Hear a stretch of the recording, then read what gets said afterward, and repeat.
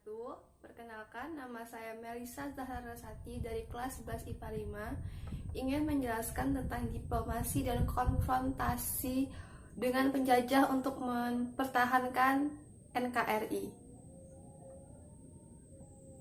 Secara umum, ada dua bentuk strategi perjuangan menghadapi Belanda. Pertama yaitu perjuangan diplomasi, yang kedua adalah perjuangan persenjataan atau konfrontasi. Yang pertama, kita bahas perjuangan melalui diplomasi dulu.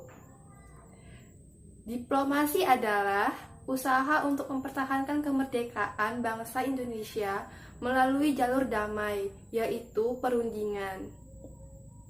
Untuk menyelesaikan masalah, upaya dengan melakukan perundingan dianggap lebih efektif karena tidak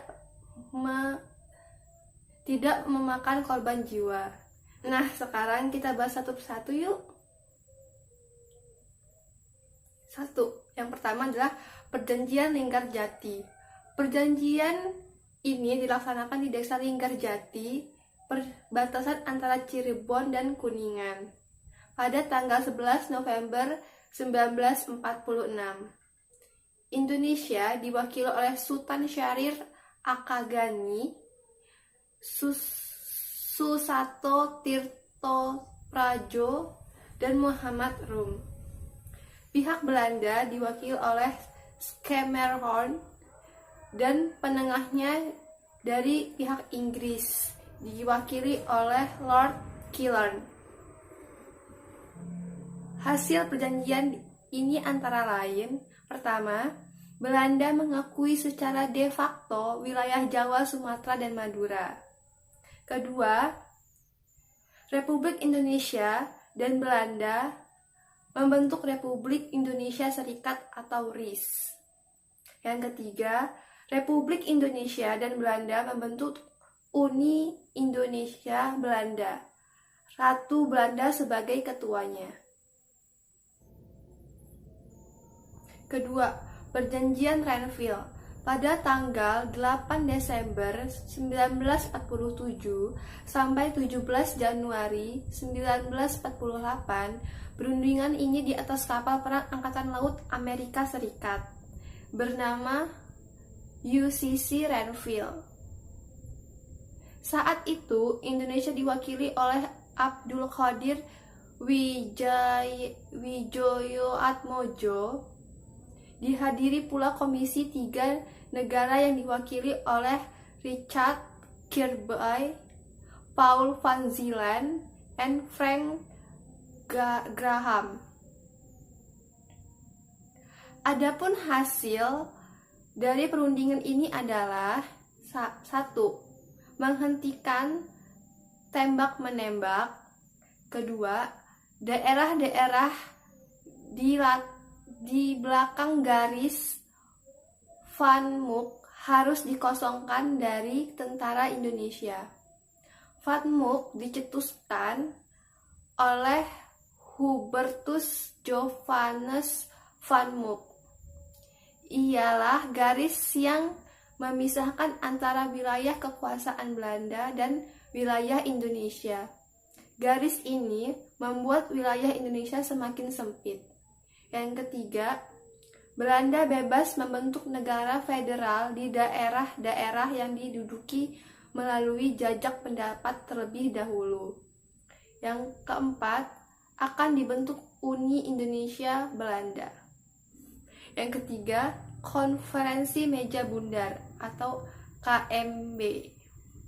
Kali ini adalah sebuah perjanjian yang dilakukan di Den Haag, Belanda pada tanggal 23 Agustus 1949 sampai tanggal 2 November 1949. Pada saat itu, Belanda diwakili oleh Mr. van Marsieven.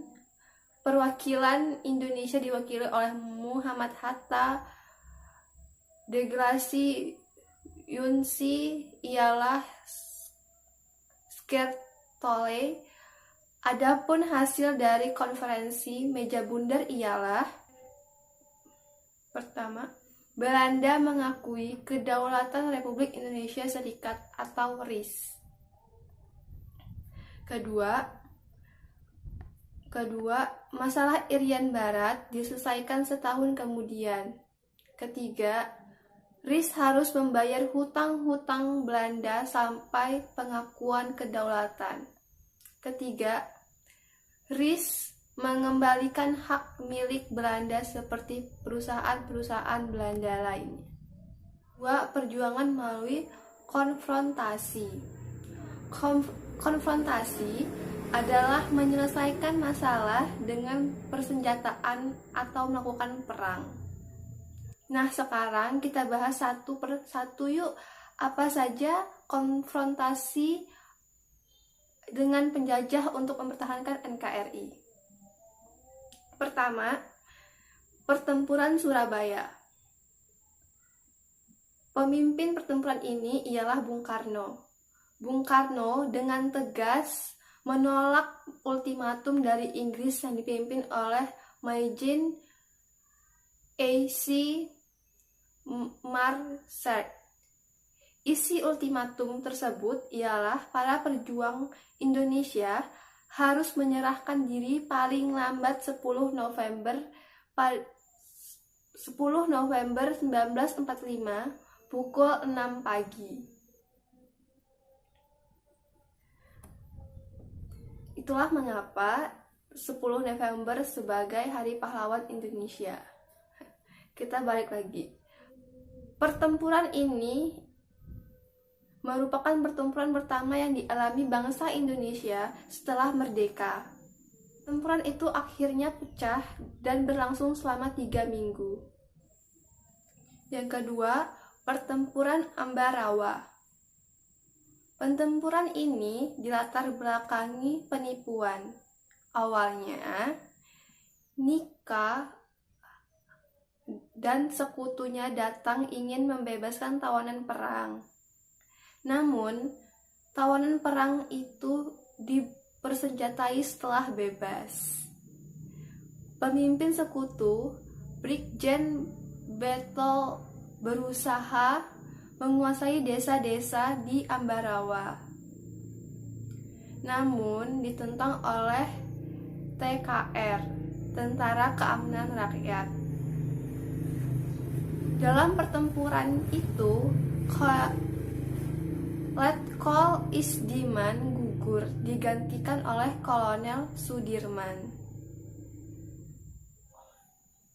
Penaklukan Ambarawa dari Banyumas, Salatiga, Surakarta, dan Yogyakarta berhasil dilakukan sehingga pasukan sekutu mundur.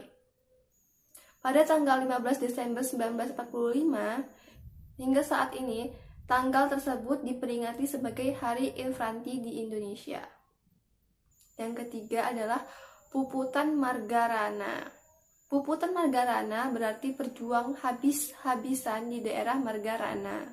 Belanda masih haus kekuasaan. Setelah melakukan perundingan, Linggarjati yang menyatakan bahwa Jawa, Sumatera, Madura secara de facto Belanda masih ingin menguasai Bali dan mendirikan negara Indonesia Timur. Pejuang Bali saat itu menolaknya, dipimpin oleh I Gusti Ngurah Rai. Pertempuran dengan Belanda pecah di Tabanan. Mulanya, I Gusti Ngurah Rai bisa memenangkan pertempuran. Namun, Belanda meminta tambahan pasukan dan berhasil memukul mundur pasukan I Gusti Ngurah Rai. Beliau gugur dalam pertempuran tersebut. Sekian dari saya ucapkan wassalamualaikum warahmatullahi wabarakatuh.